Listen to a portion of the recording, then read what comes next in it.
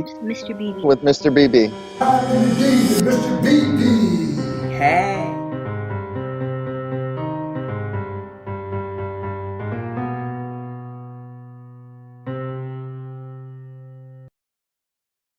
All right, we are live in the D with Mr. BB. We are joined today by Mr. Clarence Williams, who is a filmmaker out in Los Angeles, California. Mr. Clarence Williams, the fourth, graduated with honors from the Johns Wells Directing Program at Carnegie Mellon University.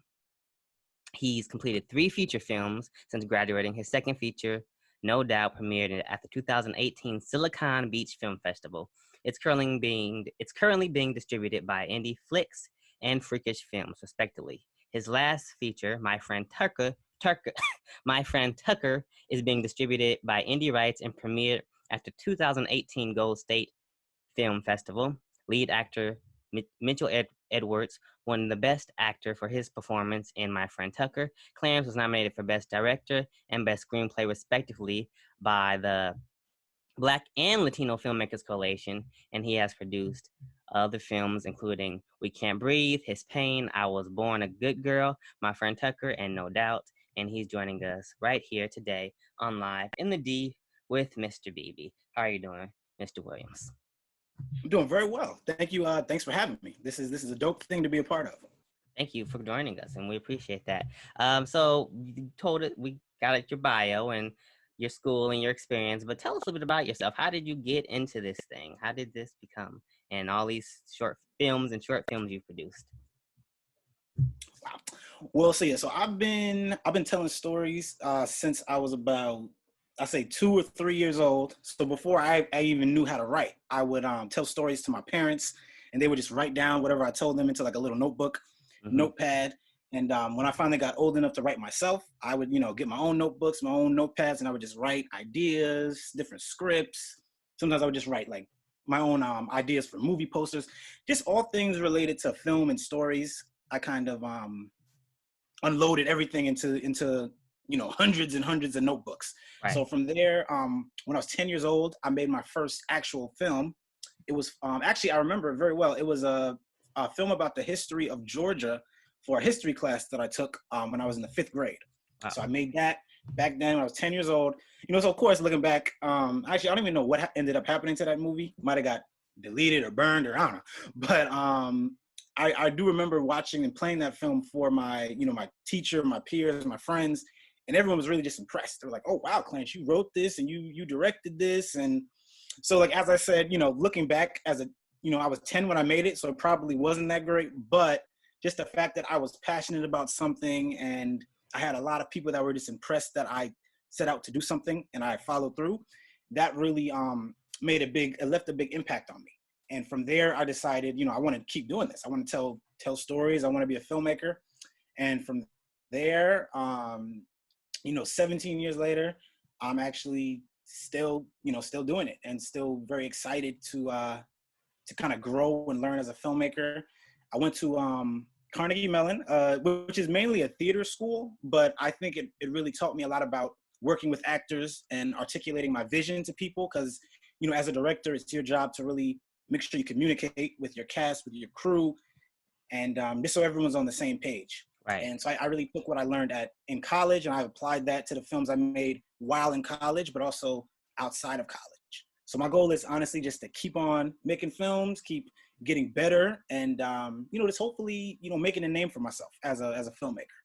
Okay. And that's a fantastic goal. I like that, and I like your passion for it. You sound, just hearing you listen to you talk right now, you sound very passionate, and like that says that it's very important to you. So I appreciate that. Now, you said that you produced your first film at 10 years old, and yes, now 17 years later, you're still working as a filmmaker. So that only makes you 27. Yes, it does. And you produced well over three feature films, as well as some short films and some other projects. Now, what what kind of response do you get from people when you say, "Hey, I'm a filmmaker," and they're like, "Okay, you're a filmmaker," and then they may be expecting something like, "Okay, you're one of those YouTubers or something," and you tell them, "No, I have feature films on Amazon." What kind of response do you get? You tell them you're 27 and you're a filmmaker and you're actually like a real filmmaker, so to speak, as it, as it goes. Right. I know, absolutely. Well, I think for me, it's I get like it's kind of a mixed response. So I feel like some people, when I tell them I'm a filmmaker, they think like, oh wow, so you work in Hollywood and you're directing, you make movies for Netflix and Marvel and stuff. And I'm like, well, I'm not on that level just yet. But Right. but then on the reverse, then there's people that are just like, oh, so you like make little movies and like little plays and stuff. So it's like I feel like either they think like a hugely successful director, or they think like I haven't done anything and I just do kind of like little rinky dink stuff. There's no like middle ground, and I think that's the thing that kind of frustrates me a little bit. It's like, I'm not like I'm not like a Spike Lee or anything like that, but I am, for my age and for what I'm doing, I think I'm in a pretty good place in my career. I've done quite a bit of stuff. I've been in film festivals. My work has won awards. I've been, I've had meetings with, important people, and I've been up for like, important projects and shows and stuff like that. But I think the important takeaway is that I'm an indie level filmmaker, but I try to be, I like to think of myself as prolific. So my goal is like, whenever I can, I want to get out there and write, direct, edit, because I do it all, my own film projects. So that's kind of so it is a little frustrating sometimes to the people that aren't really familiar with what it means to be an independent filmmaker. It's like you're not like a Steven Spielberg, but you are also, you are doing, the best you can out here and trying to, trying to make a name for yourself. Exactly. You got to start somewhere, and you've started well. Again, 10 years old, and now 3 feature films plus YouTube films, and you didn't put this in your bio, but I saw it, and I actually watched the whole short series in a day. You have a short series on Amazon called No Doubt, and I believe that was by you, Clarence Williams. On Yes. Yep. Oh, so you have it's a called short well, actually, film. so No Doubt. Oh, sorry. What were you saying? I think it was called No Doubt. Let me pull it up.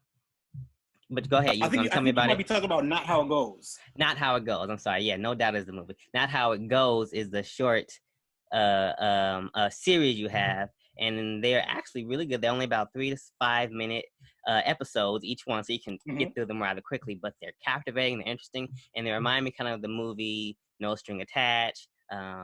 And whatnot. Give me that feel. It's like, okay, will they, won't they, and what's gonna happen?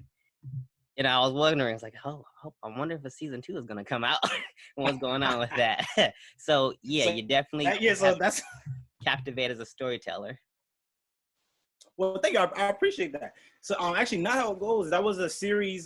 So I actually co-created that show with my wife. She's also a writer, producer. And actually the idea for the web series was actually based on an idea that she had.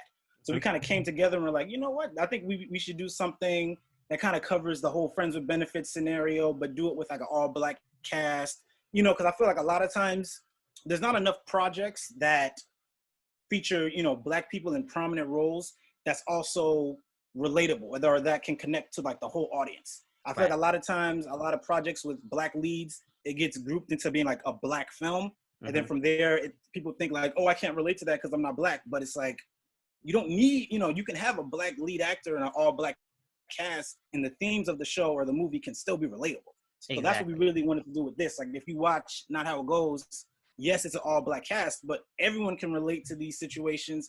Everyone's had experience, heartbreaks, falling in love, kind of being in weird scenarios with someone you like and not really knowing how to go about handling that scenario.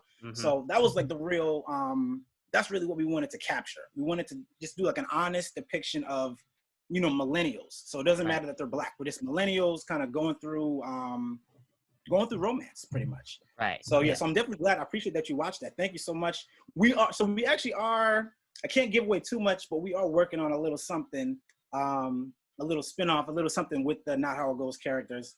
So, with this lockdown, it's kind of messed up a lot of plans, but we are still gonna push through and do a little something. I'm not gonna tell you everything right now. Right. You can't give it away. You can't give it away. But we're looking forward to it. We'll be looking for it. So with that, Not How It Goes, No Doubt, again, you got a number of different feature films and projects. What is and you said you do everything. You direct, you film, you edit. What's your process? Like, how do you start a project, start to finish? How do you film? How does that go for you?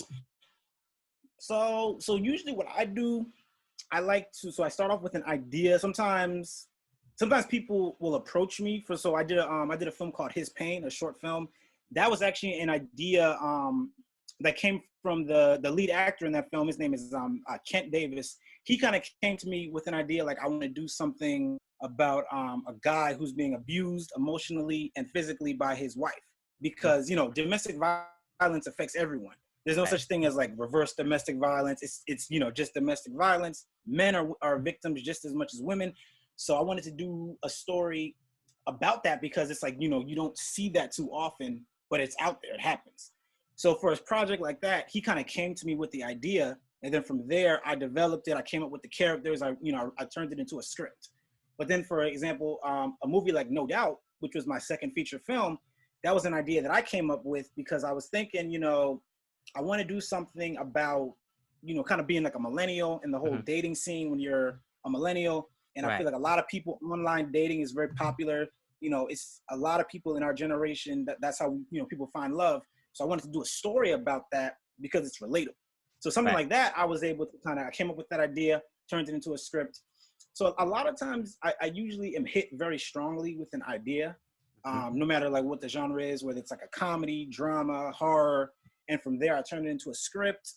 And, you know, as I said before, I am an indie filmmaker on an indie level. So I think of what can be made, you know, for as little as possible. So, you know, I don't have money to do like a, you know, knockdown Marvel, you know, superhero, James Bond type movie.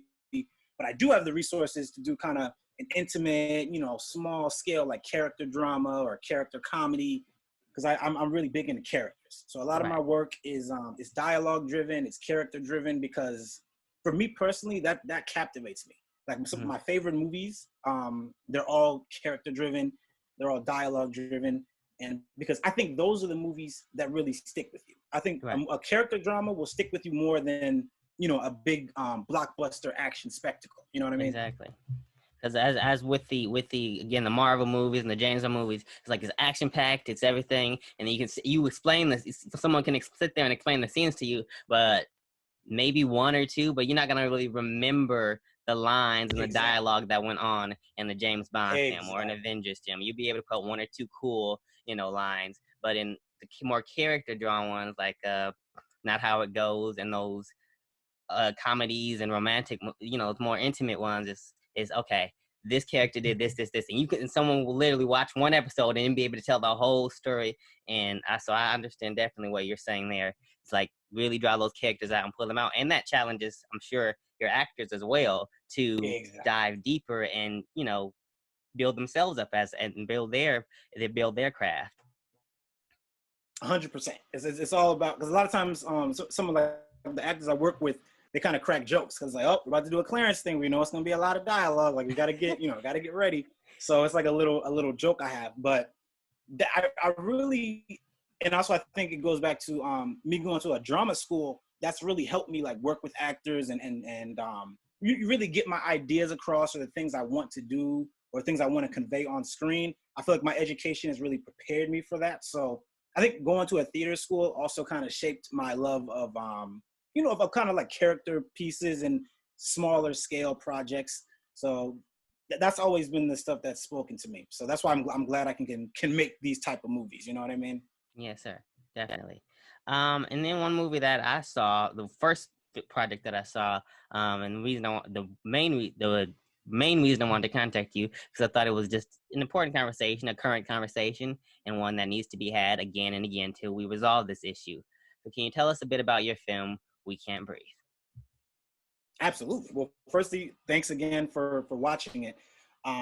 So We Can't Breathe was, so when I was 18 years old, I was walking home from the drugstore, and you know I'm originally from Maplewood, New Jersey. So I went to my home in Maplewood, New Jersey. Like this was the house I grew up in. You know, I was raised in this house. I've lived there all my life. I went into my house, literally took the key out, entered my home the way I would normally do. And about 10, 15 minutes later, there's like a banging on my door. And I like look out the window, and I see it's like 5 police officers, and they're just like banging like ferociously on the door. And I'm like, well, you know, what's going on? So I called my parents, I called my dad. My dad told me, open the doors, but be cautious. My mom told me don't open the door at all.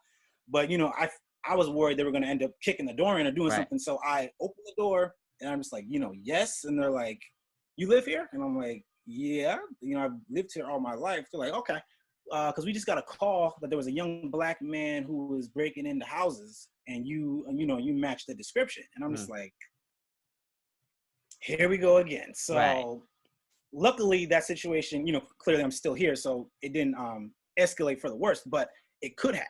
And they had their guns out and everything. And I'm just like, I literally entered my own home and this is the response. So that situation, I never really shared that with too many people, but it's always been in the back of my head. So then, when the Trayvon Martin and Michael Brown and just all of these, Sandra Bland, all these names, like it's just like a list of all these people that have been murdered, at the hands of the police. And then of course, George Floyd, what happened recently, I think that was the breaking point for me. And I was just like, I got to do this. Because up until then, I hadn't really done any films about racism or about fully about race. I did a little project when I was 15, but nothing as heavy as We Can't Breathe. So I think what happened with George Floyd, it just really set me off. And then Breonna Taylor and just all these things, it really just upset me. And I was like, you know what? I got to do this. I think what better way to get your frustration out than to, do it creatively. So I literally sat down 45 minutes, came up with wrote the script in about 45 minutes because I was just so fired up and really, because it's just, and I'm sure you've seen it too on Facebook, people are, Black Lives Matter. We're it should be all lives matter. And it's like, you don't understand. Exactly. Yes, nobody's saying all lives don't matter, but all lives aren't at risk. And that's a line that is in my actual film. It's like, people aren't understanding, the difference between Black Lives Matter and all lives matter. It's like, until Black Lives matter, all lives can't matter. Exactly. You know what I'm saying? So all of this was going through my head when I wrote that script.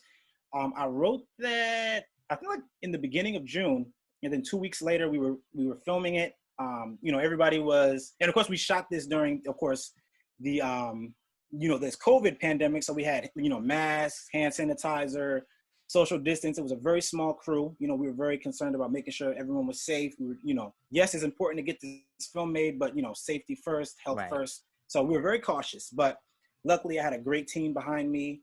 We shot the film in one day. We took about, I think maybe 8 hours. We shot everything about 8-9 hours.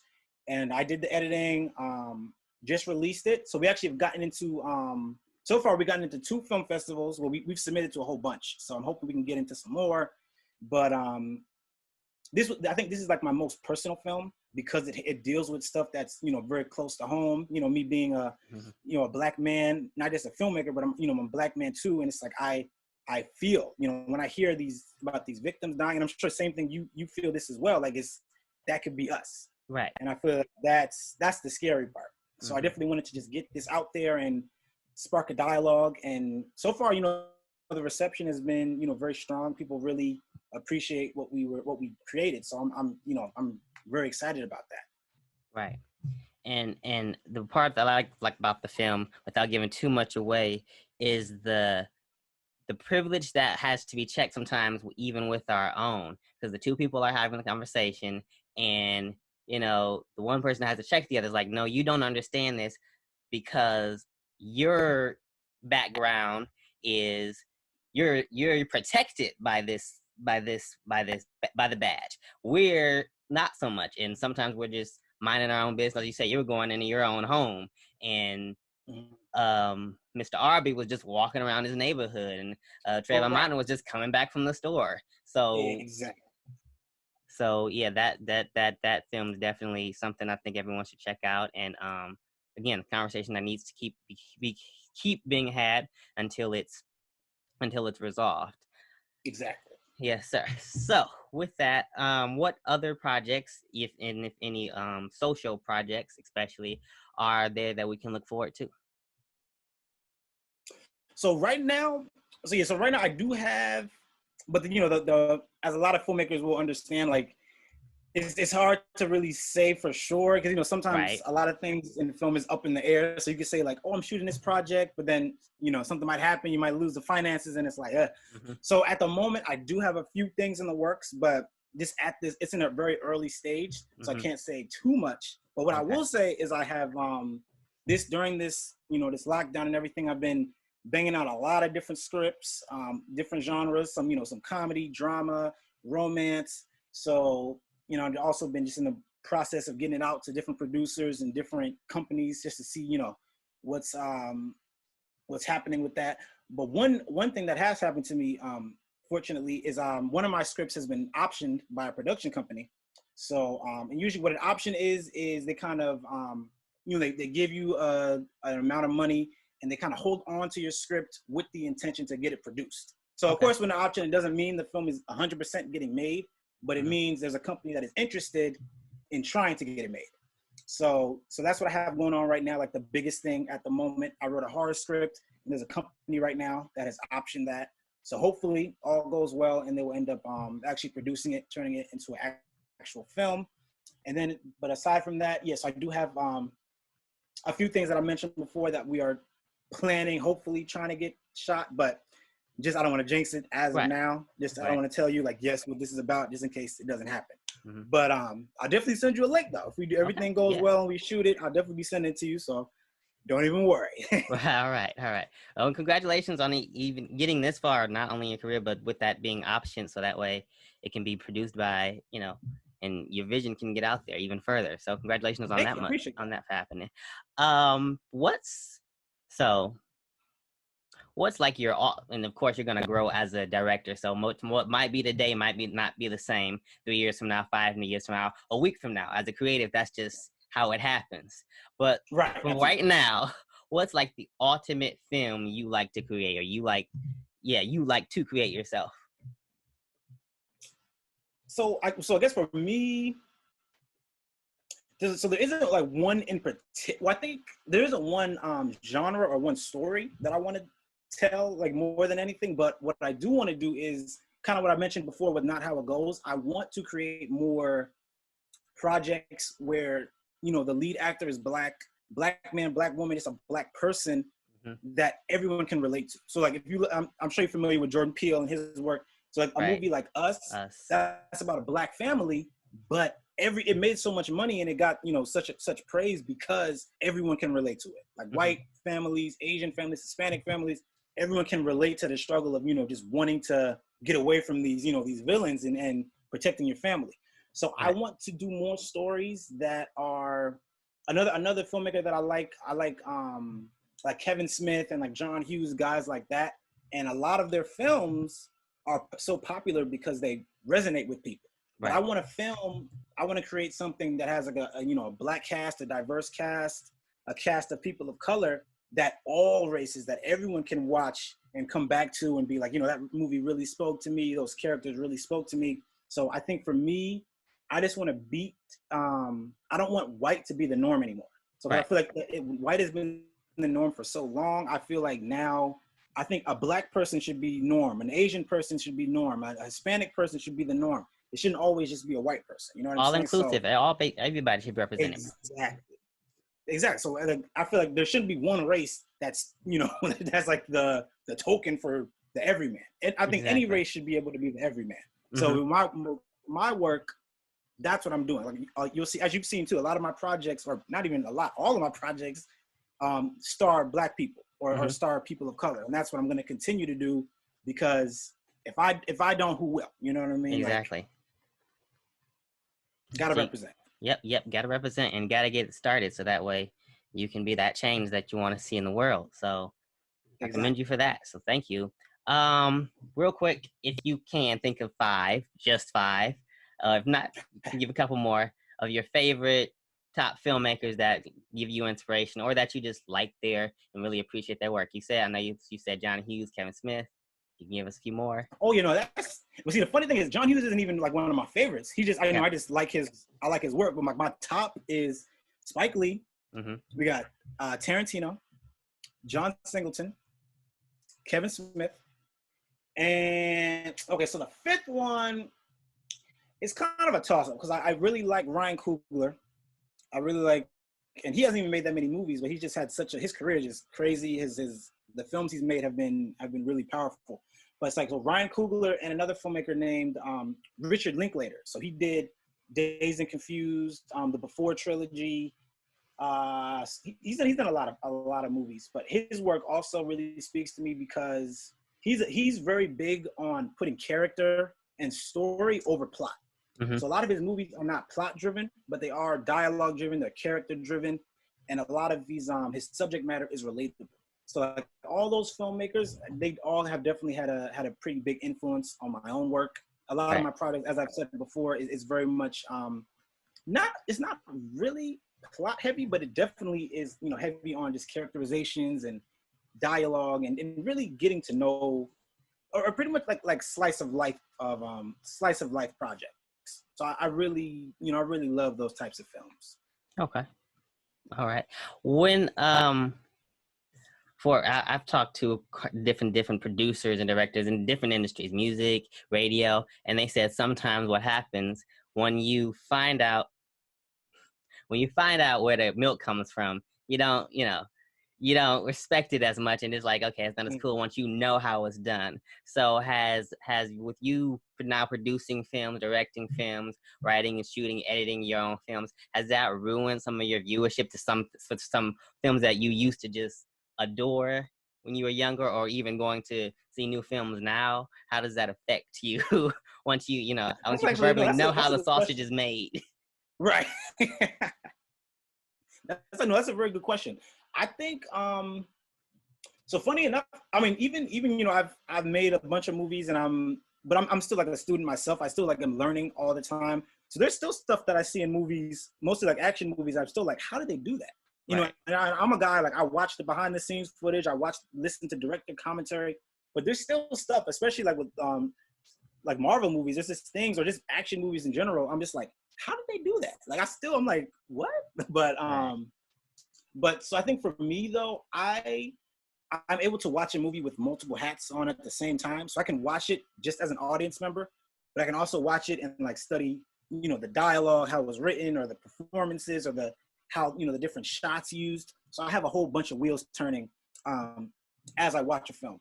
But I think for me, now that I'm older and stuff, I think I'm more critical of dialogue, because I guess with me, like, dialogue is so important to me in my own work. I single out dialogue when I watch movies, and I can tell, like, if I hear something that's like a cliche line, or it doesn't sound realistic, that I really notice. So there are some movies I've watched now that I used to love, and I'm like, oh, the dialogue was not good. Right. But then at the same time, there's movies I watch and I'm like, oh, that dialogue is so good. Like, I want to write like that. Like, it makes me, the sign for me, if there's a movie that has good dialogue, it makes me want to go write myself. You know what I mean? It makes me just want to start writing. Kind of, I guess, like how a basketball player, you watch somebody that's really good at basketball, it makes you want to just hop on a court and start playing. Like, that's how it is with dialogue. If I hear a movie with like really good dialogue, it just gets me like, oh, I got to start writing now. I want to get started on my next script. So that's kind of how I operate. I understand that. As an author, I see that a lot. It's like sometimes you just read a story and then you're like, man, I want to write some things myself now, and I want to, see what I can do with a similar story. I don't want to tell the exact same story, but see what I could take that, and it sometimes amazes you what ideas will come to you after you see something. Then you start writing, and then the process you go to. So yeah, I definitely I can relate that. Exactly. Yep. All right, Mr. Williams, I won't hold you too much longer. If definitely not wishing you off though, but how can we keep up with you? Social media, websites, any ways to contact you that you want to share with us? Oh yeah, absolutely. So I actually have my production company, Williams 4 Productions. We have a Facebook page, so we have some clips, little information about the company. So that can be found on Facebook. It's called Williams, because my last name is Williams, and the number 4 Productions, because I'm, Clarence Williams the Fourth. And also, I can also be followed on Instagram. My name is C the 4. So the letter C, and then THE, and then number 4. Okay. I also have a YouTube channel. My YouTube channel is just called Clarence Williams. So most likely if you type in Clarence Williams the Fourth, you should see my page. So I have a lot of my, clips, trailers, some shorts that I've done, some stuff there as well. I also have work available on Amazon Prime. Right. Once again, you can just type in Clarence Williams the Fourth, and you should be able to see my projects there as well. I'm also on IMDb. Yeah, so I'm out there. So feel free to reach out, check out my work, and hopefully you like what you see, and hopefully you can spread the word. All right. Yes, sir. We'll be doing that. Is there anything else you'd like to share with us before we let you go? So all I can really say is, it's been great talking to you. I appreciate this opportunity, and definitely just happy for this experience. Yes, sir. Thank you. Once again, can you tell everyone who you are, where you're joining us from, and what they're watching? Yes, my name is Clarence Williams IV. I am from Los Angeles, California, and you are watching Live in the D with Mr. BB. All right. Thank you, Mr. Williams. Thank you. All right. That's it. This week's quote on Live in the D with Mr. BB is, "Never, ever be afraid to make some good noise and get in good trouble. Necessary trouble." John Lewis. Live. You are live in the D with Mr. BB. Mr. BB. With Mr. BB. Live in the D with Mr. BB. Hey.